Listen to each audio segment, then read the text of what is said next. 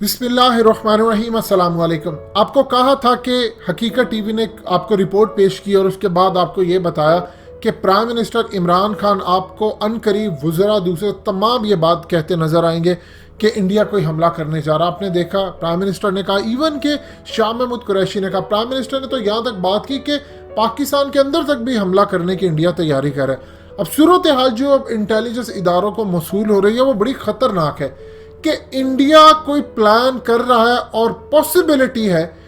मजीद discuss करने से पहले इस वीडियो को लाइक करें, हकीकत टीवी को सब्सक्राइब करें और बेल आइकन पर जरूर क्लिक करें कि वो शायद ईद के ऊपर भी पाकिस्तान पर हमला कर दे।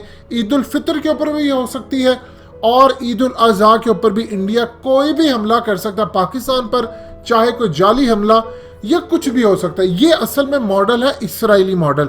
वो इसराइली मॉडल क्या है? 1967 के अंदर 5 जून से लेकर 10 जून तक जब मुसलमान ईद मना रहे थे तो उस वक्त इसराइल ने जाकर हमला किया। इन्होंने मिस्र, शाम और उसके अलावा फ़लस्तीन, इनकी एयरफोर्स मुकम्मल तौर पर शाम की इन्होंने तबाह कर दी। मिस्र का भी इन्होंने बेड़ा गर्क कर दिया। उस वक्त इन्होंने इजिप्ट का जो सीना एरिया था उस पर कब्जा कर लिया। गोलान हाइट्स शाम की ले उड़े और फ़लस्तीन के बहुत सारे इलाके, वेस्ट बैंक और इंक्लूडिंग ईस्ट यरूशलेम और गाजा स्ट्रिप, ये तमाम के तमाम इन्होंने कब्जा कर लिया। और उस वक्त इसराइल का ये प्लान था कि अगर वो ये जंग हारते नजर आएंगे तो वो उसी वक्त एटमी हमला कर देंगे। लेकिन उनके वहमो गुमान में भी नहीं था कि 6 दिन के अंदर वो इतनी क्लियरली जंग जीत जाएंगे। पाकिस्तान से यहाँ से भेजे जाते हैं पायलट्स, हम वहाँ पर जाकर इसराइल के मार गिराते हैं। इवन के पाकिस्तान के सत्तार अलवी ने 1974 के अंदर इसराइल की एयरफोर्स का एक जहाज मार गिराया था गोलान हाइट्स के ऊपर और उसके बाद उनको ब्रेवरी अवार्ड दिया गया था शाम की हुकूमत की जानिब से और पाकिस्तान की हुकूमत की जानिब से। और इसराइल आज तक ये चीज़ भूला नहीं है। आज भी इसराइल के उस पायलट की जो वर्दी है वो पाकिस्तान के म्यूजियम के अंदर पड़ी हुई है।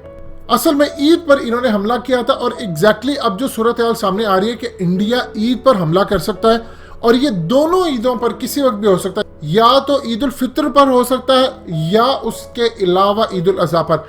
देखिए इस वक्त माहौल बहुत ज्यादा गर्म है। माहौल क्या गर्म है कि इंडिया इस वक्त पूरी तरह अपने बॉर्डर से भी घिरा हुआ है। चाइना इस वक्त लद्दाख में फौजें लेकर आ गया, उनकी एयरफोर्स और उनके हेलीकॉप्टर्स वहां पर है। इवन के नेपाल ने नए नक्शे जारी कर दिए मैप, और उसमें जो इंडिया के हिस्से थे जिस पर इस वक्त इंडिया काबिज है, उन्होंने कहा है कि वो नेपाल का हिस्सा, और नेपाल चाहे जंग करके ले कुछ भी ले, नेपाल उनको इंडिया के कब्जे से आज़ाद करवाएगा। ये इस वक्त सूरत हाल। पिछली वीडियो में आपको तफसीली बताया था कि किस तरह नेपाल के प्राइम मिनिस्टर ने यहाँ तक बात की है कि इंडिया इस वक्त कोरोना फैलाने में बहुत आगे आ गया है नेपाल के अंदर। ये इस वक्त की सूरत हाल पैदा हो रही है और कश्मीर में तो इस वक्त सूरत हाल टिपिंग पॉइंट पर चली गई है, क्योंकि आप देख लें कि वहां पर लोग अब निकल आए हैं। वहां पर इन्होंने मारना शुरू कर दिया है, बहुत सारे लोगों को मारना शुरू कर दिया है। अभी तक जो फुटेजेस और जो इतला सामने आई है, कम से कम 20-22 जो घर हैं वहां पर उन्होंने वो तबाह बर्बाद कर दिए। कोई पूछने वाला नहीं है उनको। और इस तमाम सूरत हाल के अंदर फिर उन्होंने जो शोशा छोड़ा है, आपको बताया था कि फ्लैग लेकर वो आए अफगान तालिबान का कश्मीर के अंदर कि अगर कोई ज़रूरत पड़े पाकिस्तान और इंडिया की जंग होती है, चूँकि अफगान तालिबान पहले से तैयार होते हैं, तो ये ना हो कि वो भी सामने आ जाए, इसलिए उन्होंने पहले ही गेम चलानी शुरू कर दी और एक प्रोपेगेंडा उन्होंने शुरू कर दिया। सूरत हाल इस वक्त बहुत ज़्यादा ख़राब हो चुकी है और पाकिस्तान के लिए बहुत ही मुश्किल टाइम भी है, क्योंकि पाकिस्तान को 2 काम करने हैं। देखिए 1948 के अंदर कायद आज़म को अंदाज़ा हो गया था कि कश्मीर जो है वो डायलॉग से नहीं हल होने वाला। उन्होंने मुजाहिद यहाँ से भेजे, उन्होंने 30% इलाका जो है वो वापस लिया कश्मीर का, जिसके अंदर आपके फिर गिलगित बल्तिस्तान भी सिक्योर हुआ और सब कुछ हुआ। इस तमाम सूरत हाल में अब वो 30% इलाका जैसे लिया तो इंडिया यूनाइटेड नेशन चला गया और आज तक करारदाद वही है। ये ज़हन में रखिएगा, किसी भी सूरत आप कश्मीर और ये चीज़ें आज के दौर के अंदर बगैर लड़े नहीं ले सकते। चाइना अब दुनिया को धमकी दे रहा है कि ताइवान के ऊपर तुमने कब्जा किया तो मेरी फोर्सेस तैयार है। जब पूरी दुनिया के अंदर लैंड पर कब्जा हो रहा है, नेपाल लैंड पर कब्जा करने जा रहा है, चाइना इंडिया के अंदर लद्दाख और दूसरे लैंड पर कब्जा कर रहा है। 1962 के अंदर उसने कई हजार मुरब्बा किलोमीटर उस वक्त कैप्चर कर लिया था।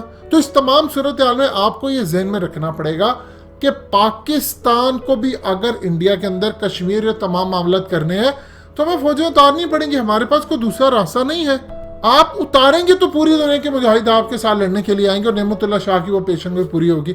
लिहाजा इस तमाम सूरत हाल में इंडिया की तरफ से ईद पर बिल्कुल इसराइली मॉडल आ सकता है और बड़ी ईद पर भी। अब पाकिस्तान की जो सिक्योरिटी एज यूजुअल हमेशा से टाइट रहती है, तो इंडिया हर चीज देखने के बाद भाग जाता है। पिछले 1 साल में उसे करीबन कोई 30 से 40 मरतबा कोशिश की होगी, लेकिन वो हमला नहीं कर पाया दोबारा। लेकिन इस दफा वो शायद उनको एक पैगाम दिया गया है और उनकी जानिब जो इसराइल के इंटेलिजेंस का पैगाम है और सारा कुछ उन्होंने ड्रॉ करके दिया कि आपने क्या करना है क्या नहीं। तो पॉसिबिलिटी ये है कि ईद पर और बड़ी दोनों के ऊपर इसराइल का मॉडल रिपीट हो सकता है। लेकिन अगर इंडिया ने गलती की, जो उम्मीद है वो नहीं करेगा, तो उसको शायद इस दफा 27 फरवरी से बहुत ज्यादा बड़ा नुकसान उठाना पड़ेगा। दोस्तों, हकीकत टीवी को सब्सक्राइब करना मत भूलिए, वीडियो को लाइक करें, शेयर करें और कमेंट सेक्शन में अपनी राय का इजहार जरूर करें।